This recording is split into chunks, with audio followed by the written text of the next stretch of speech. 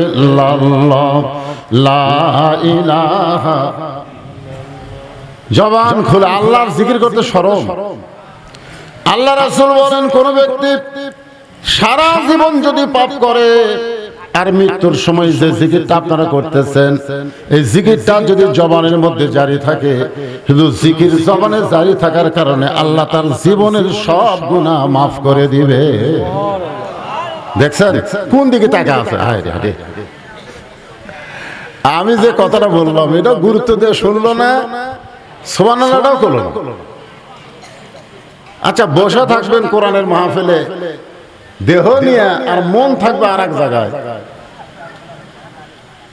এই যে একটা গান নাই, একজন মানুষ হইয়া তুমি কয়জনকে বিলাও মন। কি একটা গান, নতুন একটা গান নামেনি, একজন মানুষ হইয়া তুমি কয়জনকে দিবাও মন। তা আপনি বসে আছেন দেহ নিয়ে মাহফিলে, মন আর একদিকে, এ পেঁচাল ফেলা কোনো কাম হবে? আগেকার দিনে দেখছেন টিউবওয়েলের তলে জগ কিংবা কলস দিয়ে মানুষ পানি ভরে আনতো। আগে দেখেন না আপনারা, ওই কলস থুয়েছে জায়গাতে এমন ক্ষয় হতো যে কলস তুলি দেখবেন আটকে যেত, মানে ক্ষয়ের মধ্যে থাকতো। কিন্তু একটা লোক কলস রাখছে, মুখটা টিউবওয়েলের মুখে বরাবর রাখেনি, কলস ঠিকই আছে কিন্তু মুখ একটু বেঁকা করে থাকে। ওই সমানে পানির চাপ দেয়, কলসের গা ধুয়া যায় কিন্তু ভিতরে ঢোকে না। তার মানে কি বুঝতেছেন? মুখে মুখে লেভেল হওয়া লাগবে। জোরে কোন ঠিক কিনা বলেন? আমার কথা আপনাদের মন একেবারে অ্যাডজাস্ট না হলে কাম হবে না। যারা পিছনে দাঁড়িয়ে আছেন ভাইজানেরা, আল্লাহর সোনার সানেরা, বসেন বসেন বসেন। করার আগে কিন্তু কোরআন গ্রহণ করার পরে আর কেউ খারাপ থাকে নাই। আবু জেহেল শুনিছে, গ্রহণ করেনি, এই জন্য এই শালা ভালো হয়নি। ধরে খান কথা ঠিক কিনা? শুনিছে। এখন আপনারা কি আবু জেহেলের মতো খালি শুনবেন? ওমর ফারুক শুধু কোরআন শুনে নাই, কোরআনকে গ্রহণ করার কারণে আবু জেহেলের চাইতো খারাপ মানুষ ছিল হযরত ওমর। আবু জেহেল নবীকে হত্যা করার জন্য কোনোদিন নাঙ্গা তরবারি নেয়নি, নবীকে মারার পরিকল্পনা করেছে কিন্তু ডাইরেক্ট মারার জন্য অস্ত্র হাতে নেয়নি। আর ওমর ফারুক ডাইরেক্ট মারার জন্য তরবারি হাতে তুলছে। কতক্ষণ ঠিক কিনা? তাহলে আবু জেহেল চোরের মতন কোরআন শুনে আর পরিবর্তন হলো না, আর ওমর ফারুক নবীকে মারতে গিয়া আল্লাহর কোরআন শুধু শুনে নাই, কোরআনকে গ্রহণ করার কারণে এমন পরিবর্তন হয়ে গেল, সবচাইতে খারাপ মানুষটা সবচাইতে ভালো হয়ে গেল। জোরে করে কথা কন না কেন? যে কোরআন থেকে আপনার তাফসীর শুনবেন, এই কোরআনের 23টা আয়াত। কয়টা আয়াত? 23টা আয়াত আল্লাহ হযরত উমরের শানে নাযিল করছে। হযরত ওমর একসময় অর্ধ পৃথিবীর খলিফা হয়ে গেলেন।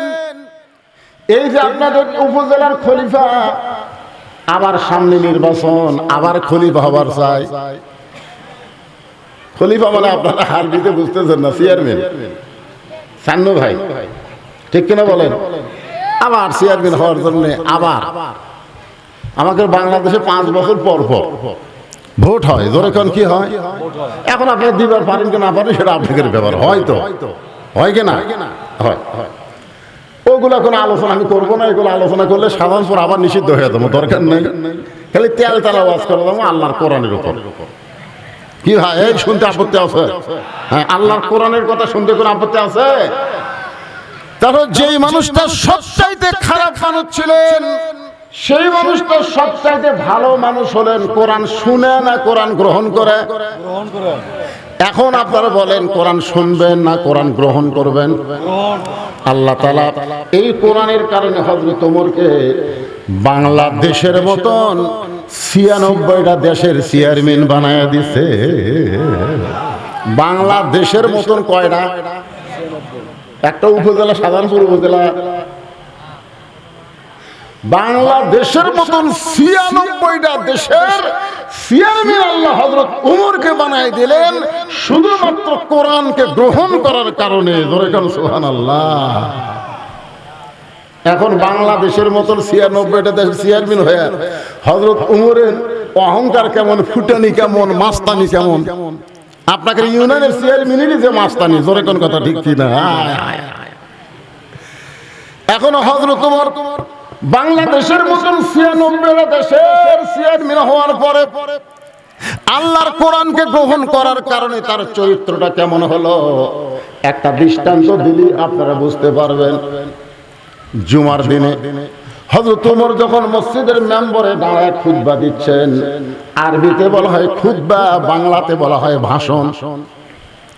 হযরত ওমর যখন মসজিদের মেম্বরে দাঁড়ায় খুতবা দিচ্ছেন, এমন সময় একজন সাহাবী মাঝখান থেকে দাঁড়িয়ে বলে, আমিরুল মুমিনিন, আপনার খুতবা শুনবো না। আপনার খুতবা শুনবো না। চিন্তা করছেন কয়টা দেশের? বাংলাদেশের মতো কয়টা?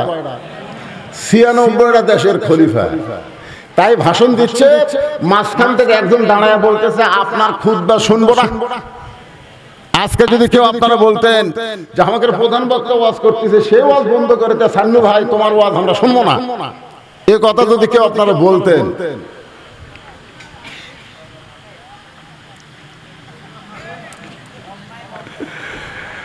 হযরত ওমরকে বলতেছে আপনার বক্তব্য খুতবা আমরা শুনবো না। সঙ্গে সঙ্গে হযরত ওমর খুতবা বন্ধ করে দিয়ে বললেন, ভাইজান আমার অপরাধ কি? কোন অপরাধে আমার খুতবা শুনবেন না?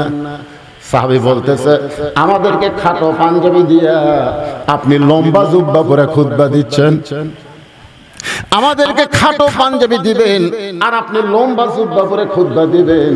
আপনি লম্বা জুব্বা কোথায় পাইলেন এটা না বলা পর্যন্ত আপনার খুতবা শুনব।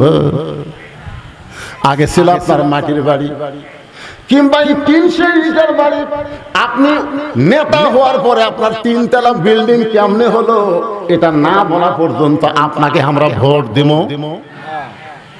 কইছেন না? দরকার কি? ওমর ফারুক চোখের পানি নিয়ে দাঁড়িয়ে আছেন, কোনো কথাই বলতে পারতেছেন না। যে আমাদেরকে খাটো পাঞ্জাবি দিয়ে আপনি লম্বা জুব্বা পরে খুতবা দিচ্ছেন, এই জুব্বা কোথায় পাইলেন, কেমনে লম্বা হলো, না বলা পর্যন্ত আপনার ওয়াজ শুনবো না। এমন সময় আব্দুল্লাহ ইবনে ওমর ফারুকের ছেলে ৬ লক্ষ হাদিসের হাফেজ এবং ৩০ পারা কোরআনের হাফেজ, নেতার বেটা কি? নেতার বেটা হলো ৬ লক্ষ হাদিসের হাফেজ, ৩০ পারা কোরআনের হাফেজ। আজকে বাংলাদেশের নেতাকে বেটারা কি? কোরআনের হাফেজ, হাদিসের হাফেজ। হায় হায়, আজকে নেতার বেটারা কোরআনের হাফেজ হাদিসের হাফেজ না হওয়ার কারণে আমাদের মতন সাধারণ গরিব মানুষের ছেলেরা যখন আলেম হয়ে বক্তব্য দিবার যায়, তখন অনেক নেতারাই টুটি চাপা ধরবার চায়। জোরে কোন কথা ঠিক না? কারণ আমাদের বাদশা ছাড়া তো নেতা নয়, আমরা গরিবের সন্তান, ফেতরা খেয়া মুরগি হসি। আর আমাদের নেতাগুলার সব বেটা ব্যারিস্টার হচ্ছে, ডাক্তার হচ্ছে, ইঞ্জিনিয়ার হচ্ছে। আপনি বলেন তো ডাক্তার, ইঞ্জিনিয়ার, ব্যারিস্টার খারাপ না? খারাপ না, কিন্তু আপনি বলেন তো দেহের অঙ্গ প্রত্যঙ্গ যাই থাক না কেন, সেই অঙ্গ প্রত্যঙ্গের দাম বেশি না রুহুর দাম বেশি? আপনি বলেন তো আপনার হাত আছে, পা আছে, চোখ আছে, সবই আছে, কিন্তু রুহু নেই। আছে, দাম আছে। তার মানে কি হলো? বাংলা, ইংরেজি, অঙ্ক, বিজ্ঞান এগুলো সব দেহের অঙ্গ প্রত্যঙ্গ, আর কোরআন হলো রুহু। জোরে কোন কথা ঠিক না? যার ভিতরে কোরআনের শিক্ষা নেই ও উজাড় ঘর। আজকে কোরআনের শিক্ষা না থাকার কারণে আমাদের মাস্তানি, আমাদের গুন্ডামি, আমাদের অহংকার বৃদ্ধি পাচ্ছে। জোরে কোন কথা ঠিক না? ৬ লক্ষ হাদিসের হাফেজ, ৩০ পারা কোরআনের হাফেজ আব্দুল্লাহ ইবনে ওমর বাবার পাশে দাঁড়ায় বলতেছে, রে নবীর সাহাবীরা, তোমরা খাটো পাঞ্জাবি হলেও তো নতুন কাপড় পরে নামাজ পড়বার আইছো, কিন্তু আমার পরনে দেখো নতুন কোনো কাপড় নাই। ওসমান গনি বলতেছে, আব্দুল্লাহ আজকে জুমার দিনে সবাই নতুন কাপড় পরেছে আর তুমি পুরাতন কাপড় পরলা কেন? আব্দুল্লাহ বলতেছে, আমি যদি নতুন কাপড় পরতাম তাহলে আমার বাবার জুব্বা লম্বা হতো না। আমি যদি নতুন কাপড় পরে আসতাম তাহলে আমার বাবার জুব্বা লম্বা হতো না।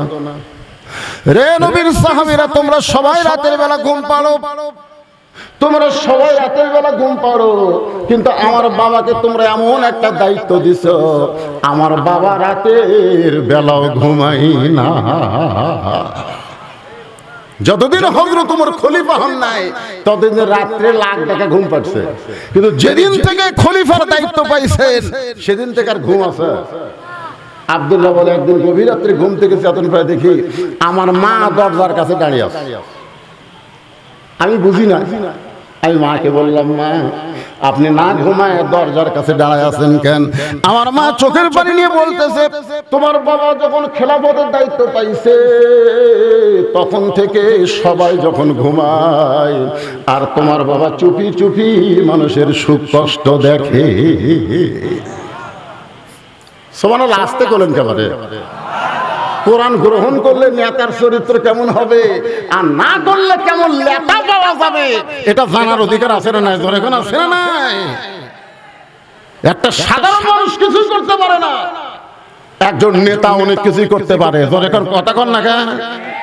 আজকে বাংলাদেশের প্রধানমন্ত্রী 564টা মসজিদ বানাচ্ছে, কারো কাছ থেকে 1 টাকা দান নিছে।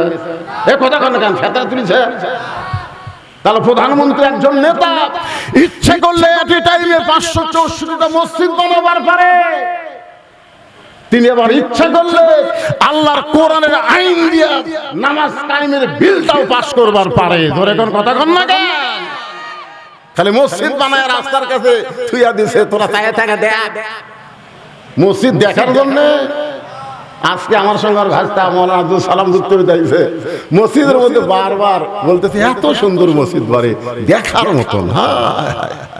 মসজিদ দেখার জন্য কথা কন না কেন? তো বর্তমান প্রধানমন্ত্রী মসজিদ বানাবার পরে নামাজ কায়েমের বিল পাস করবার পারে না। করে না কেন? আজকে যদি নামাজ কায়েমের বিল পাস হতো বাংলাদেশে, তাহলে আমাদের যুবকের হাতে 5G 6G মোবাইল থাকলে কোনো টেনশন করা লাগতো না। কারণ তারা অশ্লীল ভিডিও দেখবার গেলে নামাজ পড়ার কারণে তার ঈমান বলে দিত, তোর কেউ না দেখলো তোকে আল্লাহ দেখতেছে। তোরে কোন কথা ঠিক না? কারণ আল্লাহ কোরআনে বলেছেন, ইন্নাস সালাতা তানহানিল ফাহশাই ওয়াল মুনকার, একমাত্র নামাজই পারে মানুষকে যাবতীয় খারাপি থেকে বাঁচায়া দিতে। খালি বুড়াগুলো সব নামাজ পড়ে, জোয়ানগুলো পড়ে না। জোয়ানগুলো পড়ে খালি জুম্মার দিন সবার শেষে আগে যায়। জোরে কোন ঠিক কিনা? আসার সময় পুরানা স্যান্ডেল, যাওয়ার সময় নতুন স্যান্ডেল। ধরা পড়লে কয় বদল হচ্ছে ভাই। আল্লাহ কয়, জুয়ান রে, যেই বয়সে তোমাকে 5 ওয়াক্ত নামাজ জামাতে পড়া লাগবে সেই বয়সে তুমি ফাঁকি মারতেছ, আর যখন তোমার চামড়া ঢিল হবে তুমি রুকু সিজদা ঠিকমতো করবার পারবে না, ওই সময় সিয়াল্লে মসজিদে বসে থাকা নামাজ পড়বা, তোমার নামাজ আল্লাহ লাগবে না। তোরে কোন কথা কন না কেন? যখন হচ্ছে চামড়া ঢিল তখন মারছে মিল, এখন যখন চামড়া টাইট তখন খালি কোনো মতে দুই ঢিপ মারি মারি দেবো। হাসর ময়দান আল্লাহ কি বলবে? আল্লাহ বলবে, তোমার শৈশব কালের কোনো হিসাব দেওয়া লাগবে না, তোমার বুড়া কালের কোনো হিসাব দেওয়া লাগবে না, খালি যৌবন কালের হিসাব দিয়ে জান্নাতে যাও। এই যুবক, যৌবন কালে কয় ওয়াক্ত পড়িচ্ছা? একটু মনোযোগ দিয়ে শুনবেন। আব্দুল্লাহ বলতেছে, আমি আমার মাকে বললাম,